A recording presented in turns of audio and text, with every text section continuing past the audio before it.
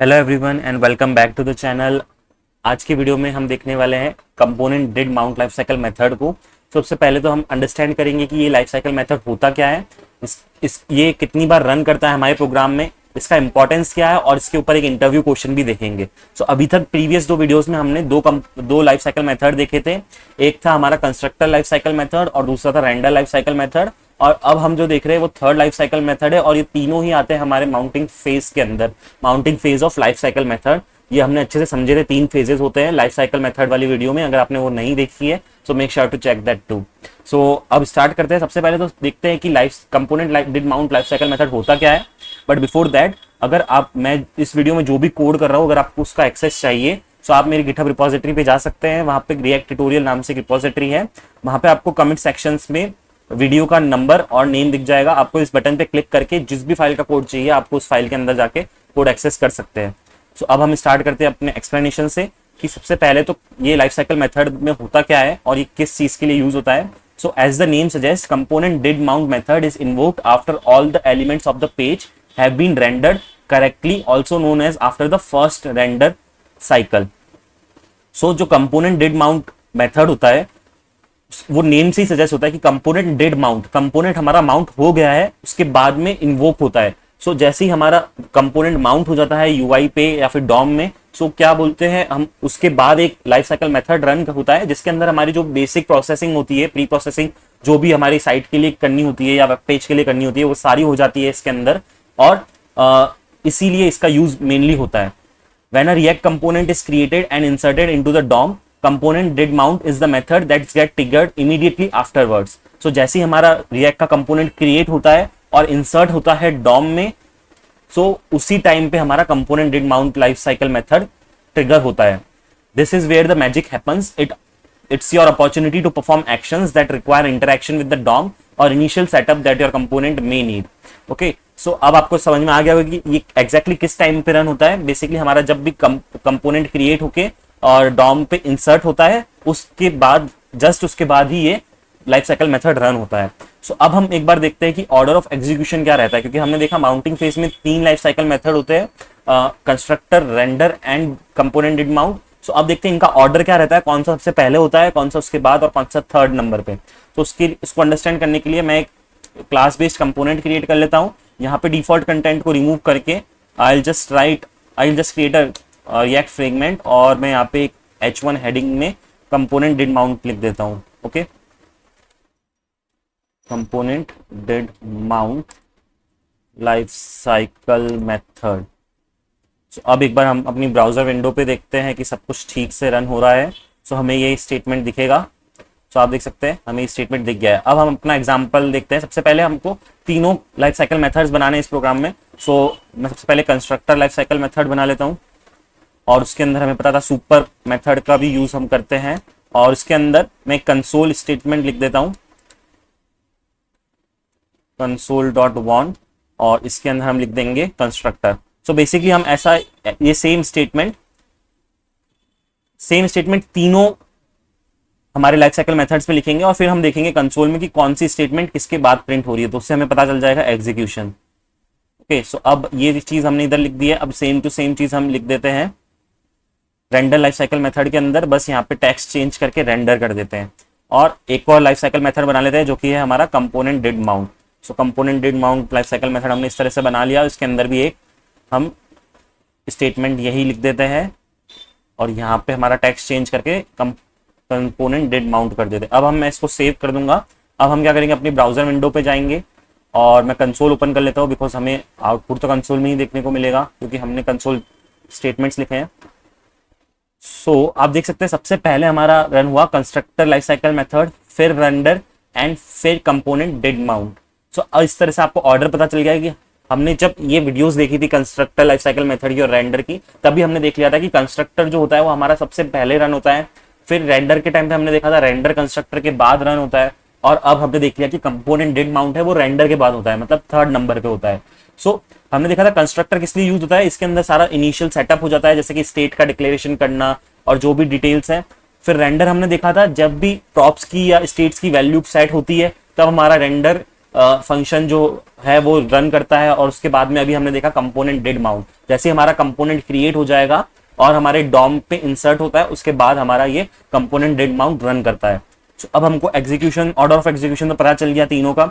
अब एक और एग्जांपल देखते हैं, क्योंकि हमने देखा था जो रेंडर लाइफ साइकिल मेथड था वो मल्टीपल टाइम्स रन होता था। जैसे ही हमारे प्रॉप्स की वैल्यू कुछ अलग सेट होती थी या फिर हमारे स्टेट की वैल्यू सेट होती थी, तो वो जो रेंडर लाइफ साइकिल मेथड है वो वापस से री रेंडर होता था। तो क्या कंपोनेंट डिड माउंट में भी सेम केस है? तो उसको चेक करने के लिए हम क्या करते हैं, एक स्टेट ले लेते हैं बेसिकली। तो सबसे पहले मैं ये वाला कंसोल स्टेटमेंट हटा दूंगा बिकॉज अभी हमको इसकी चीज जरूरत नहीं है। So I will create this dot set state, this dot state, and यहाँ पे मैं एक ग्रीट मैसेज सेट कर दूंगा इनिशियली। सो ग्रीट मैसेज में हम लिख देते हैं गुड मॉर्निंग। और ये करने के बाद हम क्या करते हैं, अपने यूआई पे एक बटन क्रिएट कर देते हैं। बटन में हम क्या करेंगे, लिखते हैं अपडेट ग्रीटिंग। सो बेसिकली जैसे हम इस बटन को क्लिक करेंगे तो हमें क्या चाहिए कि जो हमारी वैल्यू है वो चेंज होकर हो जानी चाहिए गुड मॉर्निंग से गुड इवनिंग। सो हम यूज करते हैं एक ऑन क्लिक इवेंट हैंडलर का, और इसके अंदर हम जो हमारा स्टेट है उसकी वैल्यू को सेट करते हैं। Okay, so this dot set state, और इसके अंदर हम लिख देते हैं ग्रीट, और अब उसकी नई वैल्यू लिख देते हैं good evening.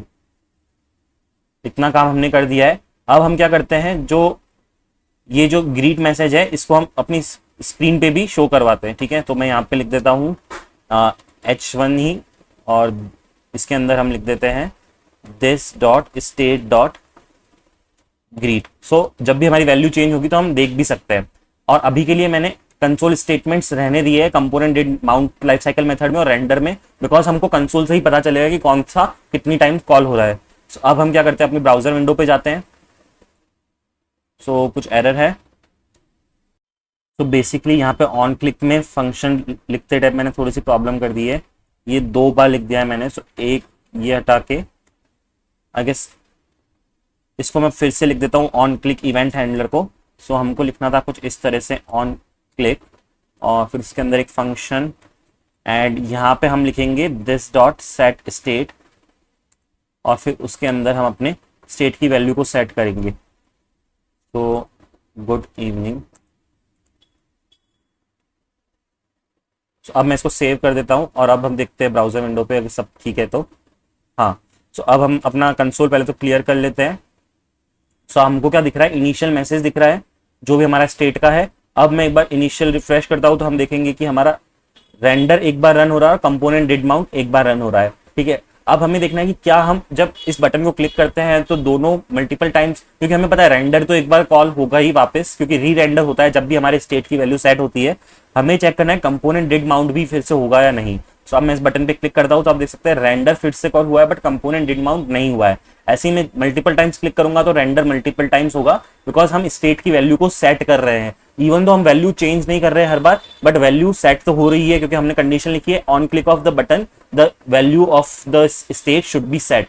So that is why rerender हमेशा होगा जब भी हम बटन पे क्लिक करेंगे। बट आप देख सकते हैं कंपोनेंट डिड माउंट सिर्फ एक ही बार कॉल हुआ है, मल्टीपल टाइम्स नहीं हुआ है। सो यही एक इंपॉर्टेंट पॉइंट हमें नोट करना था। अब हम चलते हैं अपनी स्लाइड पे और आगे के पॉइंट्स देखते हैं। सो अभी तक हमने देखा कि how many times does component did mount method runs. So इसका आंसर है ओनली 1 टाइम, बिकॉज क्योंकि हमने ये एग्जांपल के थ्रू देखा था कि जब भी हम बटन पे क्लिक कर रहे हैं सो सिर्फ रेंडर मेथड है वो मल्टीपल टाइम्स कॉल हो रहा है, बट कंपोनेंट डिड माउंट एक ही बार हुआ जब फर्स्ट टाइम हमारा कंपोनेंट रेडी होके डॉम में इंसर्ट हुआ। सो बाय डिफॉल्ट एक ही बार होता है component did mount run.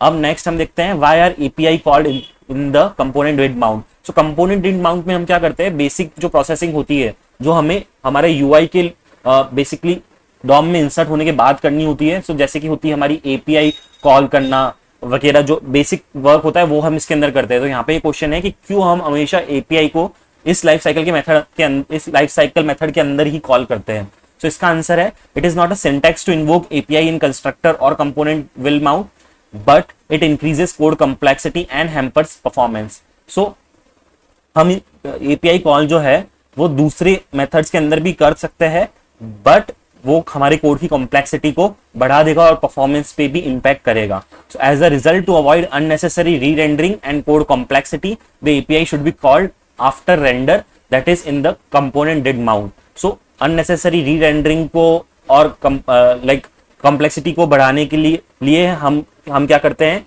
complexity नहीं बढ़े इसलिए हम क्या करते हैं कि render method के बाद जो function run होता है जो कि है component did mount, उसके अंदर इसे कॉल करते हैं। नेक्स्ट हम देख लेते हैं why is component did mount important. So component did mount is the final step of mounting process. Using the component did mount method we can execute the React code when the component has already been placed in the DOM. It is used for handling all the network requests and setting up subscriptions. तो हमने देख लिया कि ये जो final step होता है mounting process का वो होता है और इसके अंदर हम बेसिक वर्क करते हैं जैसे कि एपीआई कॉल करना या फिर नेटवर्क रिक्वेस्ट को हैंडल करना या फिर सब्सक्रिप्शन को सेटअप करने का काम करते हैं। तो इसीलिए इसका काफी इंपॉर्टेंस है। अब हम देखते हैं एक interview question. So is component did mount the same as use effect. So अभी तक हमने यूज इफेक्ट का डिस्कशन नहीं करा है क्योंकि ये एक रिएक्ट हुक है, बट आने वाली वीडियो में हम डिटेल में देखेंगे कि यूज इफेक्ट हुक क्या होता है। सो आंसर है कि क्या क्वेश्चन है कि क्या हम कंपोनेंट डिड माउंट क्या component did mount life cycle method और यूज इफेक्ट सेम होते हैं या नहीं। तो इसका आंसर है yes. Use effect hook is used in functional component which behave like component did mount if you pass a blank array that is as the second argument. So component did mount और use effect same ही है, बस component did mount का हम use करते हैं class based component में और यूज इफेक्ट का यूज करते हैं हम फंक्शनल बेस्ड कंपोनेंट में। So with this guys we have come to an end of this video. अगर आपको वीडियो पसंद आई है तो प्लीज लाइक कीजिए, फ्रेंड्स के साथ शेयर कीजिए, चैनल को सब्सक्राइब भी कर लीजिए अगर अभी तक नहीं किया है तो। Thanks for watching the video and I will see you in next video.